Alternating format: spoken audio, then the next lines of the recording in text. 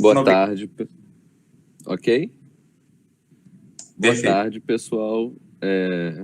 Eu sou o Gabriel, muito prazer. Estou muito honrado de fazer parte desse evento que me parece ser uma iniciativa muito bacana. Eu, quando era aluno de graduação, fui da Liga de Neurologia também e fico muito feliz de ver a mobilização das ligas na atual situação. Então, vou começar minha aula sobre movimentos involuntários e sobre tremor. Vamos lá. Eu peço desculpas pela formatação, mas parece que essa foi a melhor maneira da gente conseguir fazer a transmissão. Vou começar com esse slide do William Osler, que é uma frase já bastante batida, mas eu sempre gosto de falar ela, que é a seguinte: estudar os fenômenos da doença sem livros é velejar em mares não mapeados, ao passo que estudar em livros sem pacientes é definitivamente nem ir para o mar. Então, com isso, eu vou começar a minha apresentação e, durante a apresentação, pretendo mostrar bastantes vídeos para enriquecer a discussão. Eu vou começar com uma figura desse cara, que é o fundador da neurologia moderna, que é o Charcot. E o Charcot, ele desenvolveu um método anátomo-clínico. O que é isso? Ele, a partir da observação dos fenômenos neurológicos nos pacientes, ele buscava na anatomia uma resposta para que justifique a lesão do paciente. Então, basicamente, ele desenvolveu um método da gente descobrir uma lesão pontual no cérebro que justifique um fenômeno clínico observado. Quando a gente está falando de distúrbio do movimento, isso às vezes não encaixa direito, porque muitas das apresentações das doenças que a gente vê não vai ter uma lesão pontual no cérebro. Por conta disso, o neurologista que trabalha com distúrbio do movimento, ele foca muito na fenomenologia. E o que é a fenomenologia? É a observação dos fenômenos das doenças. Então, a gente observa o movimento, a gente analisa os detalhes, as nuances no movimento, e a partir daí a gente elabora o nosso raciocínio clínico. E a fenomenologia em neurologia, ela é algo que sempre foi representada pelas sociedades e pelos artistas, como a gente pode ver nessas três gravuras de um pé equino do Egito, de 1500 anos antes de Cristo, um desenho de Velázquez do século XVII, representando muito provavelmente uma distonia cervical, e um desenho de um paciente parkinsoniano, feito pelo próprio Charcot numa viagem que ele fez a Marrocos no século XIX. Então, vamos lá. Quando a gente olha um paciente, a gente tem que ter a nossa impressão imediata do movimento que está sendo observado. E nesse bloco, como a gente está falando de tremor, a gente vai se focar mais na hipercinesia. Se a gente tivesse mais tempo, seria um grande prazer discutir com vocês os outros movimentos involuntários. Então, a primeira coisa que a gente tem que observar quando olha um movimento é se ele é um movimento voluntário ou involuntário. Esse paciente, que eu vou dar o play agora, ele se apresentou para a gente com uma queixa de movimentos involuntários no braço direito, que era totalmente influenciável e ele praticamente obedecia comandos com esse membro, com esse movimento bruto e que não respeita muito o padrão, e ele até se machuca. Então, a partir daí, essa é a primeira coisa que a gente tem que observar, se a gente está lidando com movimento voluntário ou com movimento involuntário. Depois disso, a gente tem que ter a percepção imediata se esse movimento é um movimento rítmico ou se é um movimento arrítmico. E a definição de ritmo, pelo dicionário, é um movimento regular e periódico no curso de qualquer processo ou cadência. E dentro dos distúrbios de movimento, a gente tem um monte de distúrbios que se manifestam ou de maneira rítmica ou de maneira arrítmica. Essa lista não inclui todos, mas a gente vai discutir alguns a partir de agora. Primeiro, observe bem esse movimento, que é uma atetose, que é um movimento coreico bem distal. Observem como os dedos se movem de maneira arrítmica e não respeitam um determinado padrão. Observe agora esse movimento, que é um hemibalismo de uma paciente com estado hiperosmolar não cetótico. Observem como é um movimento não rítmico, cadenciado de certa forma, parece uma dança. O próximo que eu vou mostrar é um menino com uma coreia de Silderham.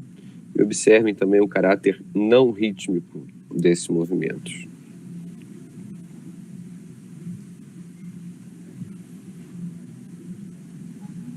Eu peço desculpas se vocês não estiverem vendo o vídeo na mesma frequência que eu falo, mas a gente vai tentar fazer assim.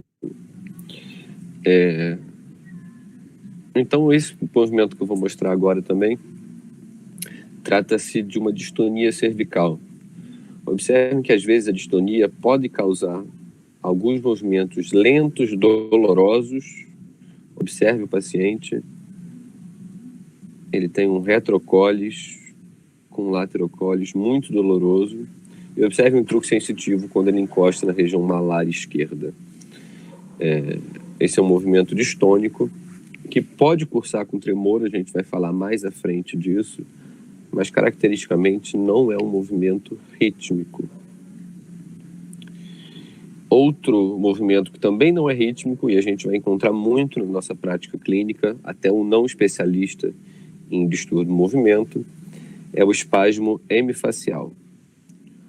Observem como é que é um movimento rápido, de caráter mioclônico, e não tem uma frequência definida. Observem que ele aparece, tem como se fosse um surto de contrações, e depois o retorno à normalidade. Não é algo rítmico. Outro movimento que a gente vai encontrar muito também, principalmente quem trabalha em terapia intensiva, são as mioclonias. E muitas vezes as mioclonias são confundidas com tremor quando elas são muito próximas uma das outras. Esse paciente que eu vou mostrar é um paciente que sofreu uma parada cardíaca e ficou com uma hipóxia cerebral e desenvolveu uma síndrome que é conhecida como síndrome de Lance-Adams, em que o movimento voluntário suscita o estímulo de mioclonias no membro que está efetuando o movimento. Observem que sempre que ele tenta levantar as pernas ou os braços, ocorre um movimento mioclônico que caracteristicamente não respeita um ritmo definido. E outro movimento que às vezes é também confundido em situações muito específicas com tremores é o tique. Observem essa característica do tique dessa menina com síndrome de Gilles de la Tourette.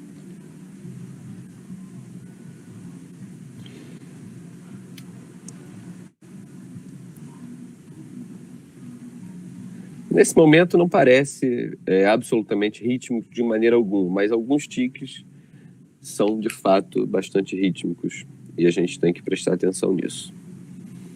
Então, uma vez observando se o movimento é rítmico ou arrítmico, a gente consegue excluir uma série de movimentos que não se enquadram na categoria de ter ritmo. E a partir daí a gente vai para nosso segundo critério que a gente tem que observar nos movimentos rítmicos é se ele é oscilatório. O que é um movimento oscilatório? É um movimento que no seu curso de ida e volta ele tem a mesma duração, ou seja, ele é equilibrado no movimento. Então a contração da musculatura agonista ela é de mesma duração da contração da musculatura antagonista que sucede ela. Observem essa paciente que tem uma mioclonia na escápula depois de uma lesão desmielinizante medular. Observe como é que a musculatura agonista de elevação da escápula ela faz um movimento rápido e o retorno é um movimento um pouco mais lento. Vou botar novamente para ser observado. Observem que isso é uma mioclonia. Ela desloca o segmento, mas não é oscilatório.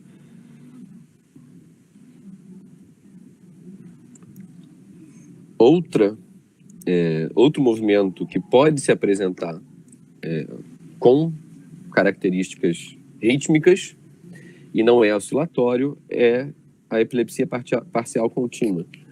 Isso acaba que a fenomenologia acaba sendo mioclonos, mas a causa dessa mioclonia é um foco irritativo no sistema nervoso central. Esse paciente tinha um astrocitoma frontal à direita e desenvolveu esse tipo de movimento no membro superior esquerdo. Observem como até ele respeita um certo ritmo, mas de forma alguma ele é oscilatório. Outro movimento que a gente também acaba encontrando com uma certa frequência, principalmente quem vê idoso e paciente com polineuropatia, principalmente diabéticas, é o fenômeno dos moving toes, que se caracteriza como uma deaferentação periférica e movimentos involuntários no membro. Acontece muito no pé, geralmente acompanhado de dor neuropática, mas não obrigatoriamente. Observem o ritmo do movimento e a maneira como ele muda de eixo a partir de um determinado momento. Então, o eixo também é uma característica que a gente tem que observar no nosso movimento. Se o movimento é rítmico, se o movimento é oscilatório e se ele respeita um eixo. Observe novamente como de início há um eixo definido de movimento, posteriormente esse eixo é mudado.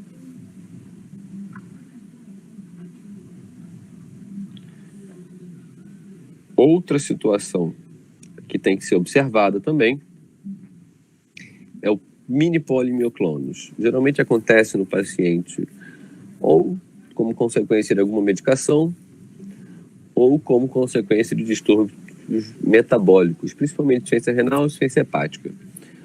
Observem como o movimento até inicialmente parece ser rítmico e oscilatório, mas o eixo do movimento muda. Esse eu não sei se vocês vão conseguir ver direito, porque é um movimento muito discreto.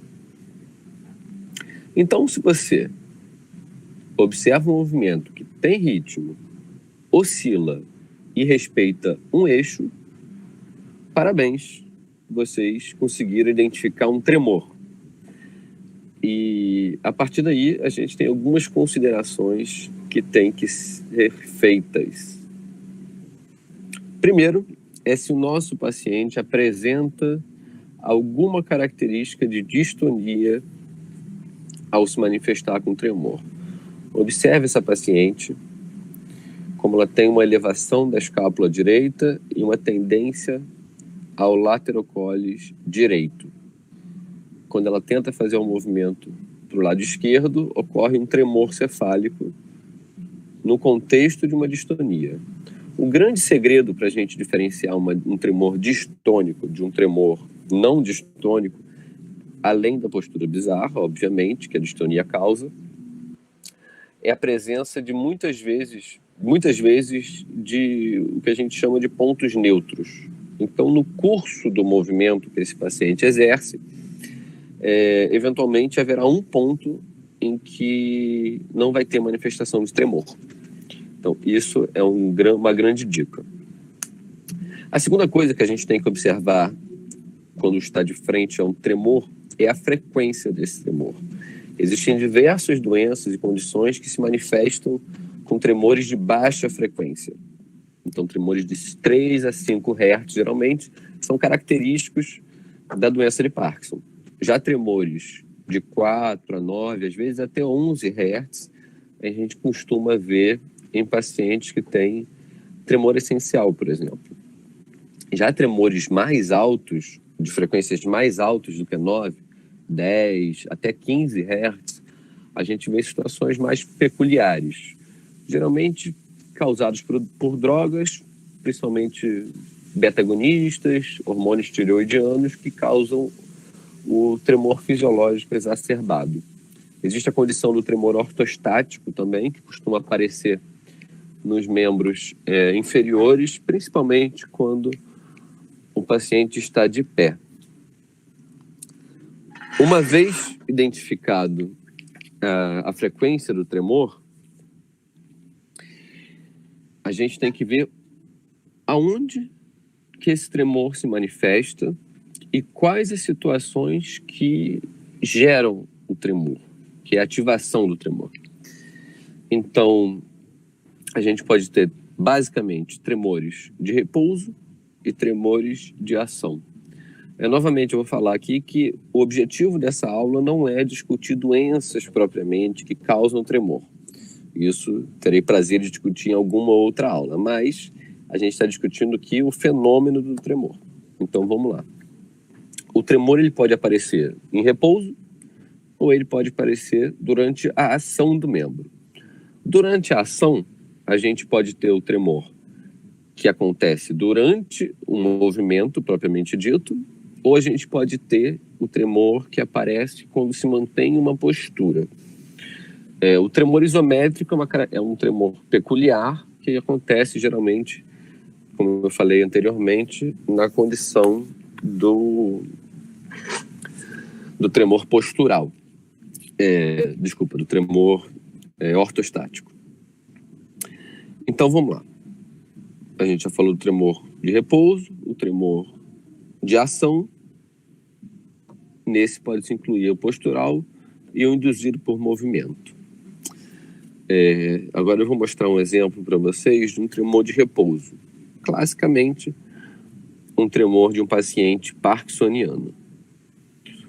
Observe a característica unilateral, quando o paciente está parado, esse tremor distal, em contar de moedas ou enrolar de pílula. E observe quando ele é pedido para manter uma postura, o tremor passa por um tempo, logo depois ele reemerge. Isso é uma característica desse tremor, que é dito do tremor de repouso. Observe novamente, quando o paciente está parado, existe o tremor. Quando ele é solicitado para manter uma postura, o tremor passa momentaneamente, logo depois o tremor reemerge. Então, este é um tremor de repouso clássico que a gente vê nos parkinsonismos. Outro tremor que a gente tem que considerar é o tremor de intenção. Observe esse paciente com doença cerebelar, como quando ele se aproxima do alvo, existe o tremor de ação, dito de intenção. Ele só ocorre quando se aproxima do alvo. Não dá para ver o membro que está em repouso dele, mas certamente não tinha tremor. E observe o tremor deste paciente. Eu acho que vocês não conseguem ouvir o áudio, mas ele está demonstrando um tremor vocálico. E ele vai mostrar o tremor nos membros superiores. Observe como o tremor aparece quando ele arma a postura. Na hora que ele é solicitado para deixar uma postura, existe um tremor distal.